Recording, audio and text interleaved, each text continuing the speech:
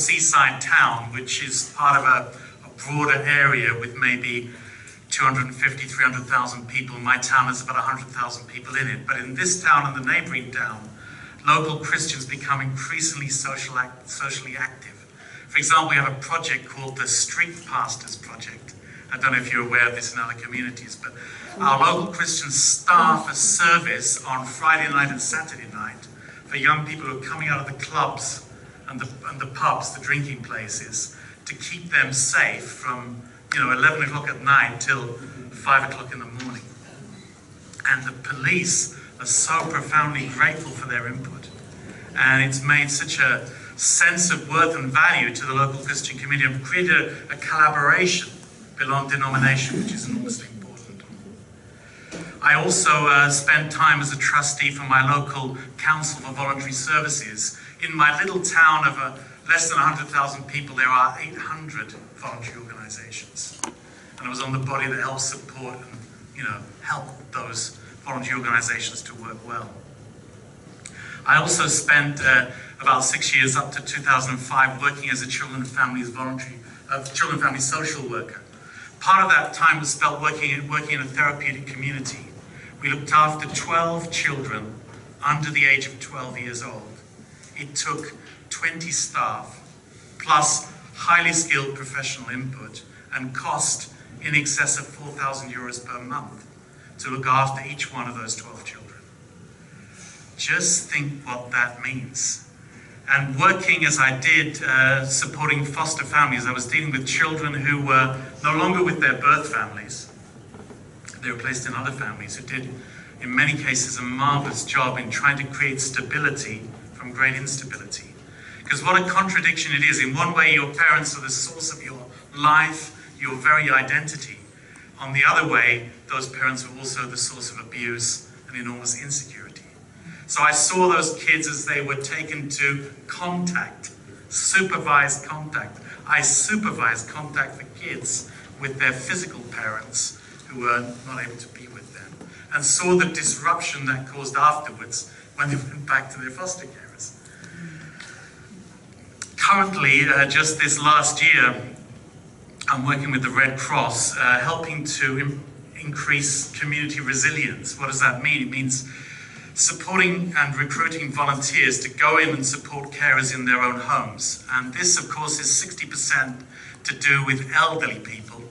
Often one elderly person looking after another who's now got dementia.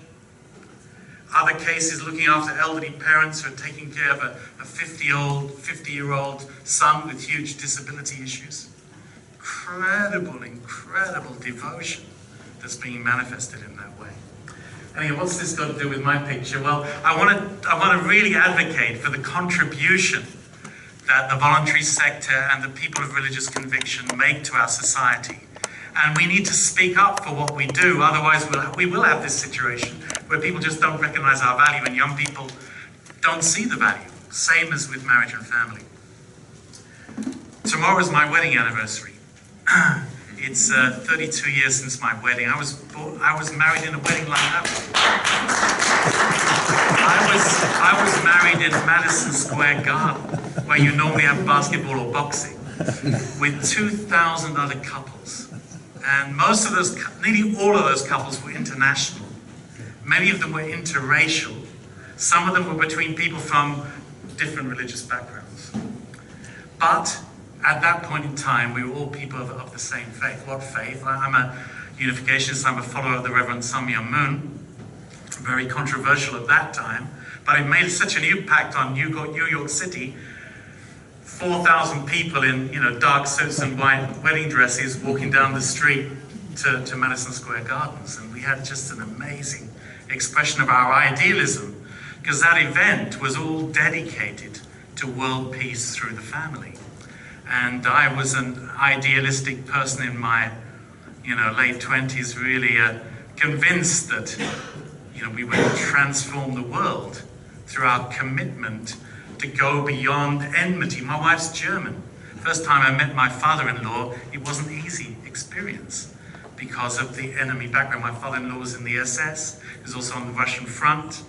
He said to me, I can speak English, but I'm never going to speak to you in English. But actually we had a very good relationship, and I learned that this was actually a very wonderful human being.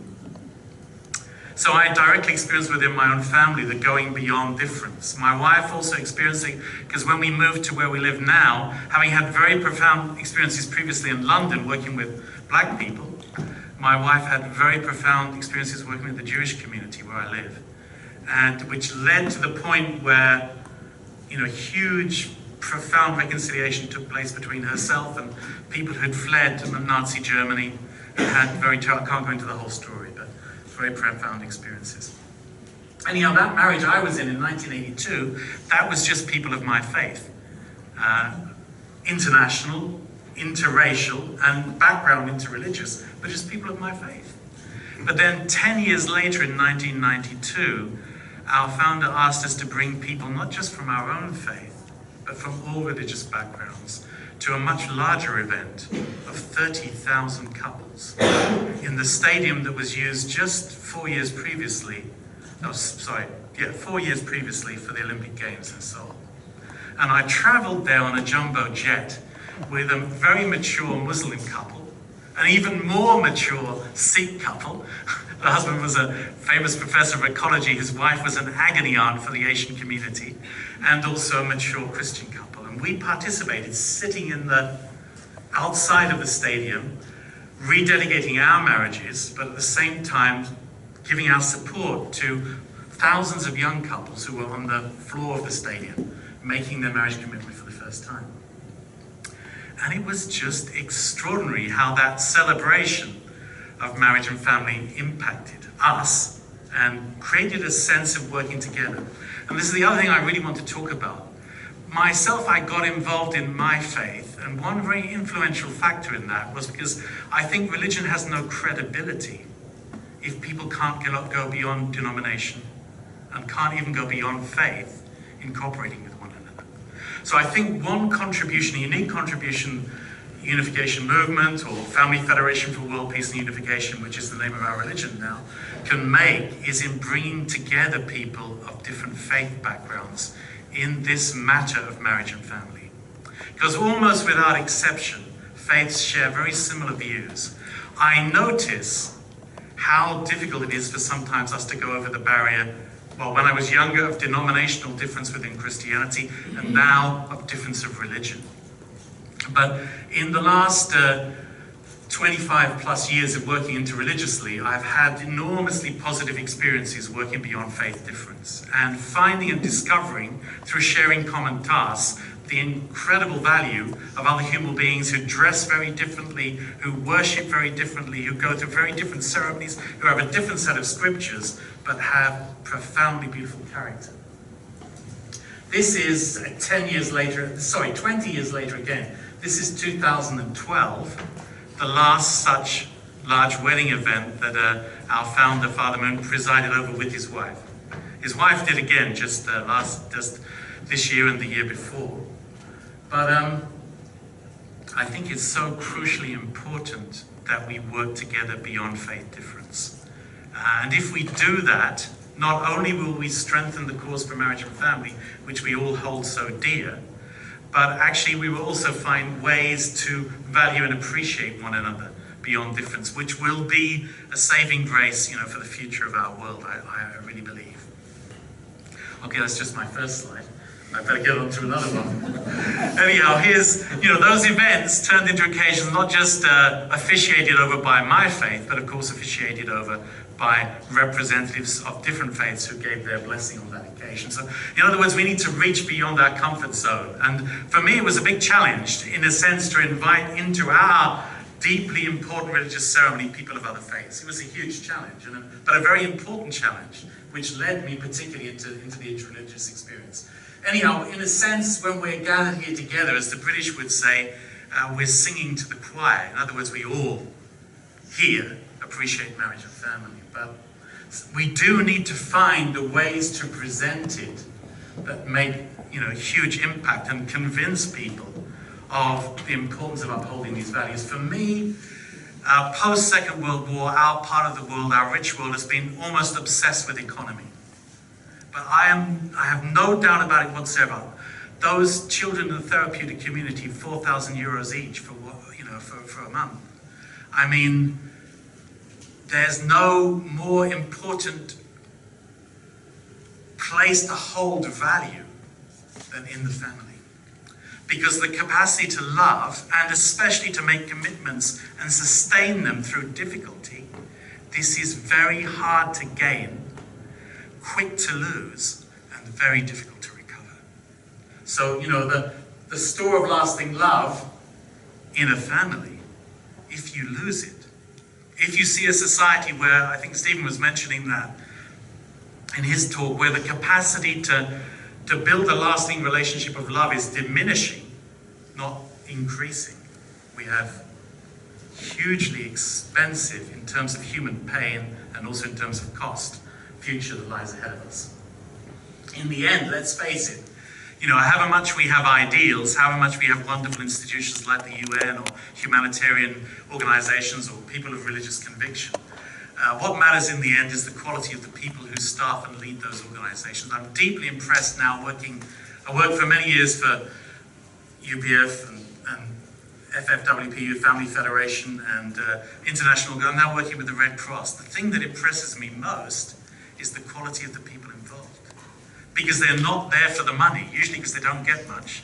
Isn't that extraordinary? Some of the most caring and important giving roles in our society, people earn very little money, but they're profoundly motivated. One of them was working, one of my colleagues now is working in the world of high finance and banking before, and he said, it saved my life to join the Red Cross.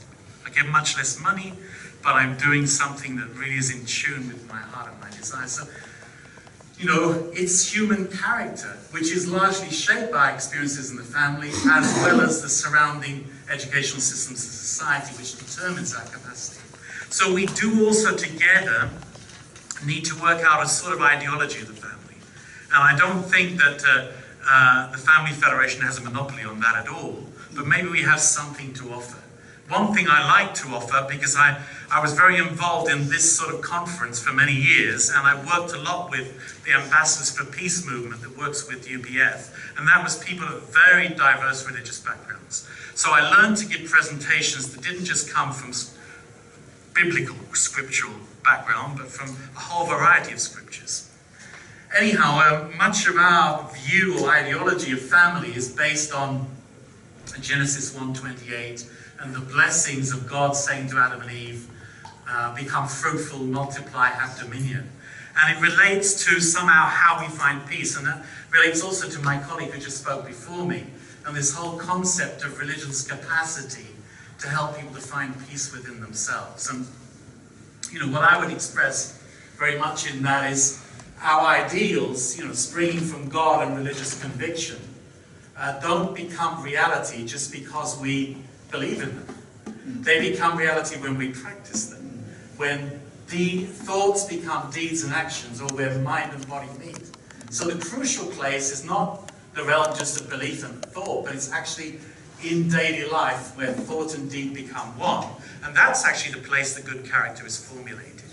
So it's enormously important, but it's also the case when that becomes the precondition actually for good marriages. If we don't have the maturity to be able to love unselfishly, if we don't have the maturity to think of the other before myself, it's very unlikely we're going to make a successful marriage. So we bring that first level of peace, as it were, to the next level. And the critical area is how do husband and wife meet? Under what motivation do they meet? I would say definitely their motivation has to be rooted in their ideals. And this is fundamentally the function of religion has been carrying out. It's calling us to make families and marriages and live lives which are pleasing not just to me, but for the sake of pleasing God and higher ideals, and for the sake of the wider community. So I think, when I was in that marriage for world peace, I was convinced that my marriage was contributing to world peace. I think it's very important we see the context of my daily life within a wider sense of responsibility for how we're benefiting the society and how we're benefiting the wider world. So much more to say about that, but making my own good family is not just for my own sake. It is to make my parents happy, it is to make grandparents happy, it is to make my wider family and society. And if you have that sense, it gives you a lot more of that determination to see through the inevitable difficult and challenging moments. Not only that, when in such families we raise people who have capacities to love and live for others, they bring that capacity into their wider life. They bring it into their economic life, for example. They bring it into their business practice. You know, they bring it into the way they deal with their possessions and their wealth and their sense of giving and generosity to wider people. It impacts our relationship, human relationship with the natural world. I am a person of religious conviction. I do believe that God created us and created an incredibly beautiful world for us to live in. But obviously, it's critically important that we relate to that world in a way that's sensitive to God, thoughtful of future generations, if we're going to have enduring peace and prosperity. So I have no question also but that religious people have a huge contribution to make to making our world a sustainable world, and a world where we respect and care for the natural world. But that's rooted, in terms of actual daily practice, it's not rooted just in beliefs. It's rooted in how you develop character and how you develop daily practice. And where's that learned? That's learned through living example. Where's the first place of living example? Unquestionably, it's in the family and the circles of relationship that surround the family. So, you know, of these three blessings from God to us, which we need to substantiate in our lives and return to God, I have no doubt whatsoever that it's the middle one which is the most central. Because that is the most extraordinary place. I don't think there's a pointer on this. You know, when you see that place where husband and wife meet, you know, in my beliefs theology, that is such a sacred place. I believe it's so in many, many different religious convictions. Because that's, in a sense, the place where man and woman meet. That's the place where God comes down and love turns into life. What an amazing miracle when love turns into life. And how important it is how that meeting takes place, and it's the right place for love to turn into life and life to be nurtured. So, you know, that meeting place ideally is the place that God comes down on earth and the love of God passes to the next generation. So, you know, one thing that our founder's very hot on is love. But actually, he's even more concerned about lineage. His expression is, love, life, and lineage, which do you think has most value? Many people think it's love. However, no matter how valuable love and life are, they're horizontal in nature. What on earth does he mean by that? They appear and conclude within one generation. On the other hand, lineage is vertical in nature and continues forever, generation after generation. So this is the challenge. I look at my Mormon friends here, and I look at my own religious community, and we are barely heading in this part of the world as a religious community into our second and third generation. The big challenge will be, can we substantiate our values and pass them to our children and to our children's children? This will be the crucial factor. And then when I see amongst my children's school friends, as they were growing up, my children are grown up now, but when I saw their school friends, isn't it remarkable how some people have the fortune of a family background and a character that makes it apparently so much easier for them to get on with others, while other people it's very, very difficult. As I said, I work with children who have been sexually, emotionally, physically abused. I'm not saying that's an irrecoverable situation. And some of the foster families I work with and some people in the therapy community, we help people to recovery. But it's mighty difficult to recover. So the things that we pass from generation to generation are hugely important. And we are in an incredibly dangerous position as a wealthy Western society that has the benefit of a long 2,000-year religious history, even further back than that through Judaism. We are in great danger of losing all of that huge historical benefit that we have. So just, I don't have time to go through all of these. You can have the presentation. I've got quotes here. You'll just see them flash up from Judaism, from Islam, from Hinduism, from Christianity, from Buddhism, from Confucianism, from the I Ching, and here I'll just read the last one, African traditional thought. This is a prayer that's said at a wedding. My father, thank you for showing me affection. My mother, thank you for making me comfortable. Thank you for clothing me with wisdom, which is more important than providing me with clothes. So, you know, there's so much wisdom there. It's the wisdom that endured through centuries. It's talking about truths which aren't a matter of fashion. I think we need to create a fashion, right?